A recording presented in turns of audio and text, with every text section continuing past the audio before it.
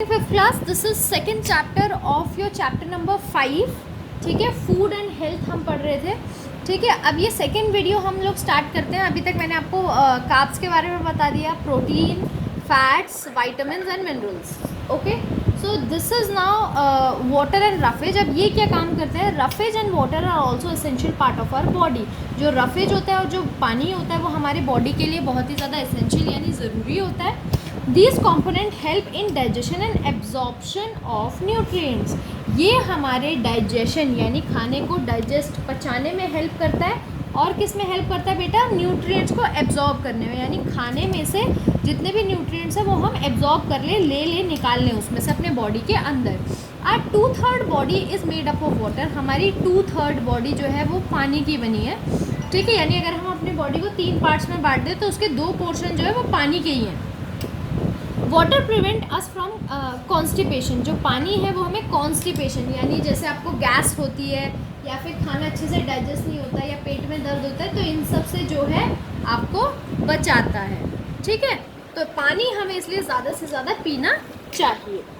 Lack of water in our body is a cause of dehydration. और अगर पानी की कमी रह जाए तो इससे क्या होता है? हमारी बॉडी में डिहाइड्रेशन हो जाता है, पानी की बहुत ही ज़्यादा कमी हो जाती है. We should drink plenty of water daily. और हमें कम से कम उतना पानी पीना चाहिए जितना हमारी बॉडी को ज़रूरत है, यानी कम से कम 7 से 8 गिलास तो पीने ही चाहिए.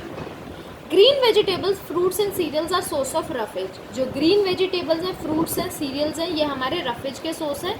It help our body to digest the food and excrete the waste. ये हमारे फूड को डाइजेस्ट करने में और वेस्ट को अपनी बॉडी से निकालने में बहुत ही ज़्यादा मदद करता है. रफेज बेसिकली क्या होता है बेटा कि रेशेदार जो भी सब्जियां या फल होते हैं वो होते हैं रफेज. Balance diet. अब क्या होता है balance diet? The food we eat daily is called our diet. जो भी खाना हम रोज़ खाते हैं वो हमारी डाइट कहलाता है. Our diet must contain all nutrients in right amount that our body requires to stay healthy. हमारे जो डाइट है, जो भी हम खाना अपने पूरे दिन में खा रहे हैं या 3 बार खा रहे हैं, 4 बार खा रहे हैं, उसमें सारे न्यूट्रिएंट्स सही अमाउंट में होने चाहिए. यानी अगर वेजिटेबल्स और विटामिन और मिनरल कम चाहिए तो वो कम होना चाहिए, फैट कम होना चाहिए, प्रोटीन ज़्यादा होना चाहिए, कार्ब्स भी थोड़ा होना चाहिए. This type of diet is called balance diet. और अगर ऐसा है तो आपकी डाइट क्या कहलाएगी? Balance diet. यानी उसमें सारे न्यूट्रिएंट्स बैलेंस में हैं, यानी उतने ही हैं जितने चाहिए. We must eat a variety of food every day. हमें अलग अलग तरीके की चीज़ें खानी चाहिए रोज़. देखा है ना आपने कि आपकी मम्मी हमेशा एक ही सब्ज़ी नहीं बनाती कि रोज़ आपकी भिंडी भिंडी भिंडी भिंडी बन रही है. कभी भिंडी बनता है, कभी साग, कभी पालक पनीर, कभी कुछ कभी कुछ. तो इसीलिए हमें जो है हमेशा वैरायटी खानी चाहिए, क्योंकि किसी भी चीज़ में सारे न्यूट्रिएंट्स नहीं होते. Everyone need balance diet per age per their body requirement. और हर किसी को अपने बॉडी के रिक्वायरमेंट के उससे बैलेंस डाइट खानी चाहिए. ठीक है, जैसे fruits, vegetables, fish, meat, egg, milk और अदर डेयरी प्रोडक्ट या मिल्क प्रोडक्ट, मतलब जैसे घी, पनीर जो दूध से बनते हैं, ब्रेड हैं, ठीक है, सीरियल्स हैं, पल्स हैं, ये सब हमें खाना चाहिए. ठीक है, दाल खानी चाहिए, सब्ज़ी खानी चाहिए. Exercise and rest. अब क्या होता है एक्सरसाइज एंड रेस्ट? ये पढ़ते हैं. Regular exercise is very important to stay fit and healthy. हमें रोज़ अगर एक्सरसाइज हम नहीं करेंगे तो हमारी बॉडी बहुत ही ज़्यादा अनहेल्दी हो जाएगी. तो रोज़ हमें मतलब अपनी बॉडी को हेल्दी रखने के लिए एक्सरसाइज करनी बहुत ही ज़्यादा ज़रूरी है. हाँ, it keeps our bones and muscles strong. ये हमारी बोन्स को और मसल्स को बहुत ही ज़्यादा स्ट्रॉन्ग रखता है. It help to keep our organs work well. और ये किस में हेल्प करता है? हमारे ऑर्गन्स को अच्छी तरह काम करने में हेल्प करता है. Outdoor games are good exercise. जो अगर हम बाहर जाके खेलें, घर में फ़ोन पे ना खेलें या लूडो वगैरह ना खेलें, ज़्यादा बाहर जाके खेलें तो हमारी फिज़िकल हेल्थ बहुत ज़्यादा अच्छी रहती है. We should play outdoor games. बाहर जाकर खेलना चाहिए, जैसे फुटबॉल, क्रिकेट, स्विमिंग, साइकिलिंग, ये सब. Proper rest and good sleeps are also very important for our good health. यानी बेटे अगर आप कम सोओगे, अच्छे से नहीं सोओगे या प्रॉपर रेस्ट नहीं लोगे तो क्या होगा? तब भी आपकी बॉडी बहुत ही ज़्यादा कमज़ोर हो जाएगी. During rest our muscle relax and our heart beat slow down. क्या होता है जब भी आप रेस्ट कर रहे होते हैं तो आपकी मसल्स रिलैक्स करती हैं और आपकी हार्ट बीट भी स्लो डाउन हो जाती है. After a good sleeps and after a good sleep and proper rest we feel fresh and able to work again. जब आप प्रॉपर स्लीप लेते हो तो आपकी बॉडी बहुत ही ज़्यादा रिलैक्स हो जाती है और नेक्स्ट जब आप काम करने जाते हो तो एकदम फ्रेश हो जाती है। Thus we should sleep at least 6 to 8 hours at night. तो इसलिए हमें 6 से 8 घंटा तो सोना ही सोना चाहिए, इससे कम हमें नहीं सोना चाहिए। Balance diet, regular exercise and proper rest are all necessary for our good health. Balance diet हमें लेनी चाहिए, रेगुलर एक्सरसाइज करनी चाहिए, प्रॉपर रेस्ट लेना चाहिए। ये 3 चीज़ें आपकी बॉडी के हेल्थ के लिए बहुत ही ज़्यादा ज़रूरी आवश्यक है। एन इल और सिकनेस एंड इलनेस और sickness in our body is called disease. अगर आपकी बॉडी कुछ बीमार है या थकी है तो वो किसी ना किसी डिजीज़ कोई डिजीज़ ही कहलाएगी।